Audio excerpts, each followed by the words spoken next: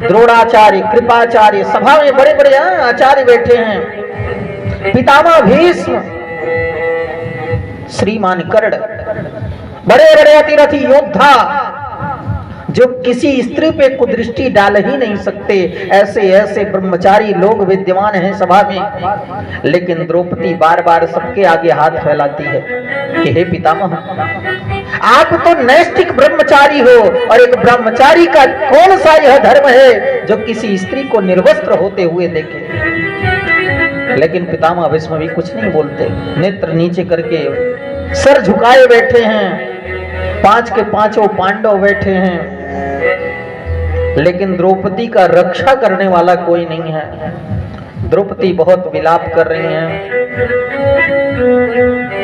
जब द्रौपदी को लगा कि मेरी लाज यहाँ पे कोई बचाने वाला है नहीं और दुशासन हमारे वस्त्र को खींच रहा है, द्रौपदी एक हाथ से अपने वस्त्र को और एक हाथ से भगवान को बुलाने लगी। आज तो भगवान भी नहीं सुनते। द्रौपदी बार बार कह रही है, हा नाथ, हे रमानाथ, कृष्ण कृष्ण महाबाहो। भगवान आते नहीं, जबकि द्रौपदी के सखा हैं भगवान श्री कृष्ण, फिर भी द्रौपदी के पुकार को सुनते नहीं हैं। क्यों नहीं सुनते आपको मालूम है? जब तक आपको अपने पे, अपने परिवार पे, अपने लोगों पे भरोसा होता है, तब तक भगवान आपका साथ कभी नहीं देते। और जब आप दुनिया के भरोसा को त्याग करके और भगवान पे भरोसा करके दोनों हाथ ऊपर कर देते हो कि हे नाथ, अब आपके अतिरिक्त कोई और नहीं है, तब भगवान आपकी रक्षा करते हैं। द्रौपदी को लगता है कि मैं अपने हाथों से अपने वस्त्र को रक्षा कर रही हूं, अपने तन को ढकी हूं, भगवान नहीं आते। लेकिन जब द्रौपदी को लगा कि अब तो वस्त्र हट ही जाएगा शरीर से, सो दोनों हाथ ऊपर कर देती हैं।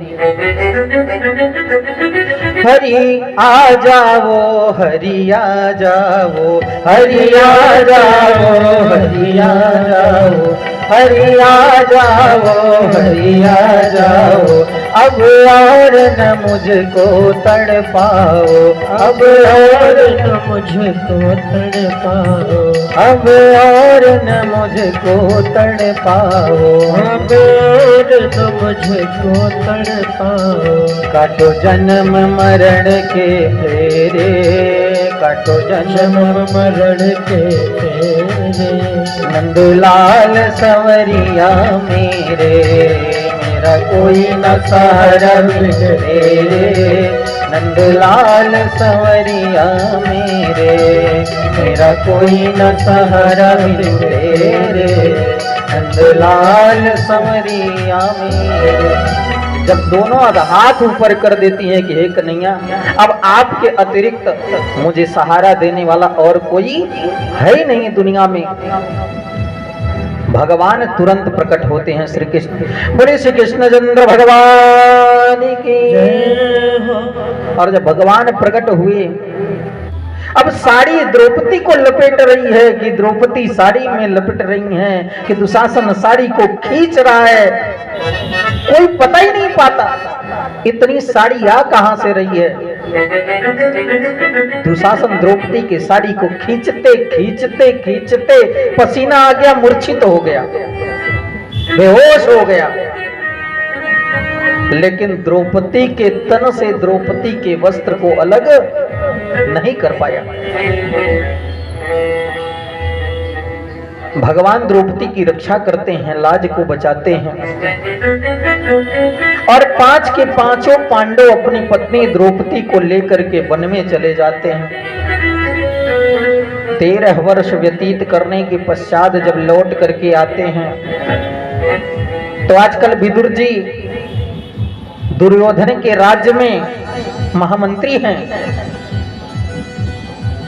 जब पांडव लौट करके आए तो अपने पिता यानी कि दुर्योधन के पिता से कहते हैं कि हे पितामह, आपके पुत्र के वचन के अनुसार हमने 13 वर्ष तक वन में वास किया, अब आप अपने वचन के मुताबिक हमारे राज्य को लौटा दीजिए।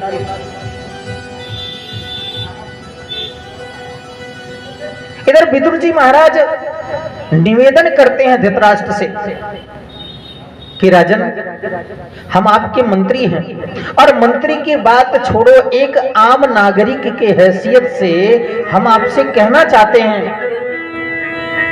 कि जिस पुत्र के मोह में पड़े हो, वास्तव में उस मोह से तुम्हारी सदगति नहीं होने वाली।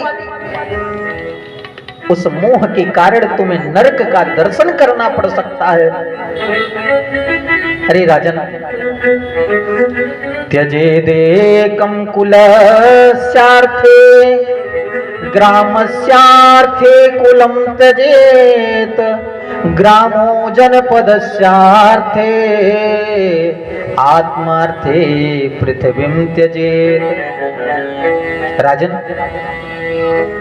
त्यजेदेकं कुलस्यार्थ, यदि एक कुल में एक पुरुष दुष्ट हो गया हो, नीच हो गया हो, तो ऐसे पुरुष को त्यागने में ही कुल की भलाई होती है। मान लो पूरे परिवार में एक व्यक्ति दुष्ट है, शराबी है, कबाबी है, कुदृष्टि वाला व्यक्ति है, तो ऐसे व्यक्ति का यदि तिरस्कार कर देंगे तो पूरे कुल के लोग सुखी रहेंगे। त्यजेदेकं कुलस्यार्थे राजन,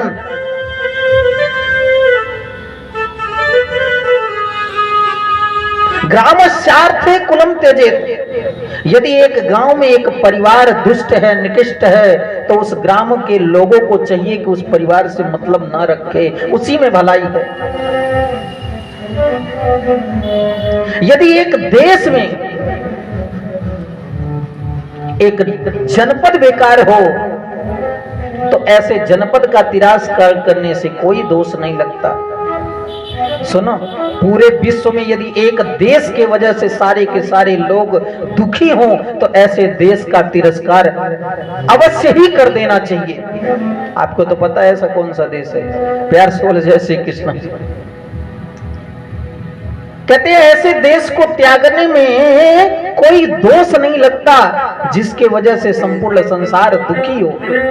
और कहते हैं आत्मार्थे पृथ्वी त्यजेत, यदि आत्मा का कल्याण हो तो इस पृथ्वी को त्यागने में थोड़ा सा भी संकोच नहीं करना चाहिए।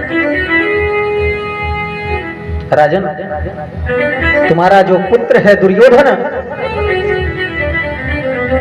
वह तो त्यागने के योग्य है। हम तो कहते हैं ऐसे पुत्र को त्याग दो, क्योंकि तुम्हारा राज्य, तुम्हारा परिवार, तुम्हारा देश सुखी हो जाएगा।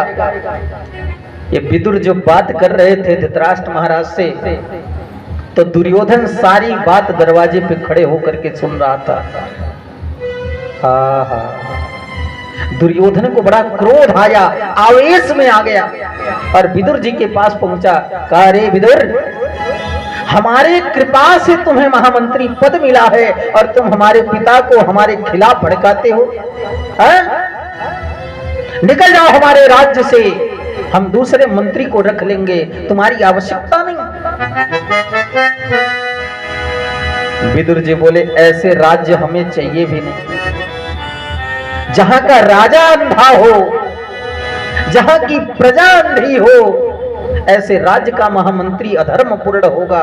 इस राज्य में हमें कोई आवश्यकता नहीं है दुर्योधन कृपा करने की मेरे ऊपर। विदुर जी महाराज तुरंत ही धनुष बाण को दरवाजे पे रखे और अपनी पत्नी विदुरानी को लेकर के राज्य को छोड़ करके चले गए। इधर पांडव बहुत दिन तक भटके। पांडव की पत्नी द्रौपदी भगवान से सारा दृश्य कही, बताई कि भगवान, हमारे जीवन में ऐसे ऐसे संकट आए और हमने ऐसे ऐसे सामना किया, लेकिन प्रभु अब यह सामना नहीं हो पाता, बड़ी जीवन में कष्ट है, बहुत ही तकलीफ है।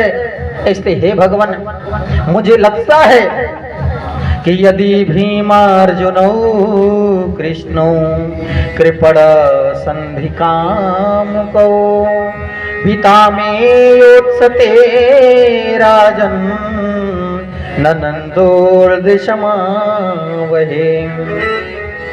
हे कन्हैया, यदि भीम, अर्जुन, नकुल, सहदेव सब लोग दुर्योधन से मित्रता कर भी लेंगे तो हम उससे मित्रता नहीं करेंगे। पिता में योग सते राजन, मेरे बूढ़े पिता, मेरे पुत्र सब लोग मिलकर के हम युद्ध करेंगे दुर्योधन से। भगवान बहुत समझाए द्रौपदी को, बोले देवी तुम बिल्कुल चिंता मत करो, हम कुछ करते हैं उपाय। और भगवान आज शांति दूत बनते हैं, शांति का संदेश लेकर के जाने लगते हैं दुर्योधन के पास।